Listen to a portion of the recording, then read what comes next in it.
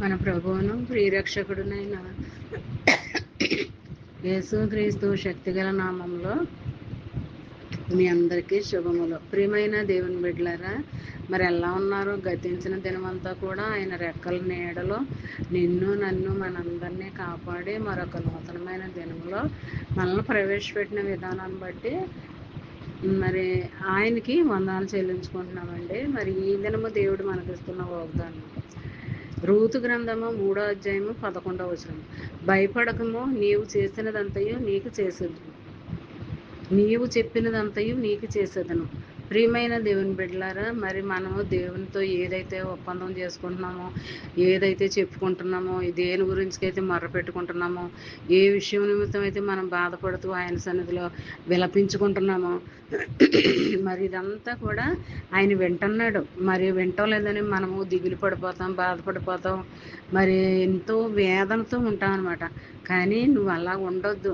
దేవుని సన్నిధిలో పెట్టేయి అంతే, ఎంతవరకే. ఆ తర్వాత ప్రార్థన చెయ్యి. ఖచ్చితంగా అది నీ పక్షంగా స్థిరపరుస్తాడు, నెరవేరుస్తాడు. ఖచ్చితంగా జవాబును ఇస్తాడనమాట. మరి నీవు చెప్పిందంతయు, నువ్వేదైతే చెప్పావో అదంతా కూడా దేవుడు సున్నా పొల్లు ఏది కూడా వదలకుండా అంతా నీకు చేస్తాను, నీకు చేసేదనని మాట ఇస్తున్నాడు అనమాట ఇందులోను.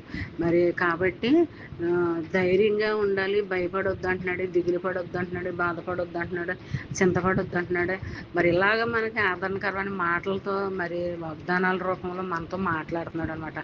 అలాంటి ఆశీర్వాదకరమైన మాటలు మనం పొందుకుంటున్నాము అంటే అది దేవుని యొక్క మహాకృప అని మనం నమ్మాలి, విశ్వసించాలి.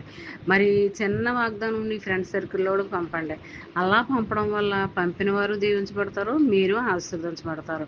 మరి దేవుని దగ్గర నుంచి ఒకసారి ఇవ్వబడిన ఆశీర్వాదాలు ఎప్పటికీ వెనక్కి పోవండి, తగ్గిపోవు. అలా అంచెలంచెలుగా కుమ్మరిస్తూనే ఉంటాడు. మరి దాన్ని పొందుకోవటానికి మనం సిద్ధపడి ఉండాలి. ఎలాగంటే వాక్యానుసారంగా, ఆజ్ఞానుసారంగా మనం నడుచుకుని జీవించినట్లయితే ఖచ్చితంగా వాగ్దానాలు మన పక్షంగా స్థిరపరుస్తాడు, నెరవేరుస్తాడు, జవాబులు అందిస్తాడు. జవాబులను పొందుకునేలాగా దేవుడు మనల్ని చేస్తాడు, సిద్ధపరుస్తాడు. ఇలాంటి దీవెనకరమైన ఆశీర్వాదకరమైన వాగ్దానాలు దినమంతా మరి మనకి ఇస్తున్నాడు అంటే దేవుని యొక్క మహాకృప అని మనం నమ్మాలి, విశ్వసించాలి. ఈ దినమంతా ఈ వాగ్దానం నీ పక్షంగా, నా పక్షంగా, మనందరి పక్షంగా నెరవేర్పు కలగాలని కోరుకుంటూ, ఆమేన్. God bless you.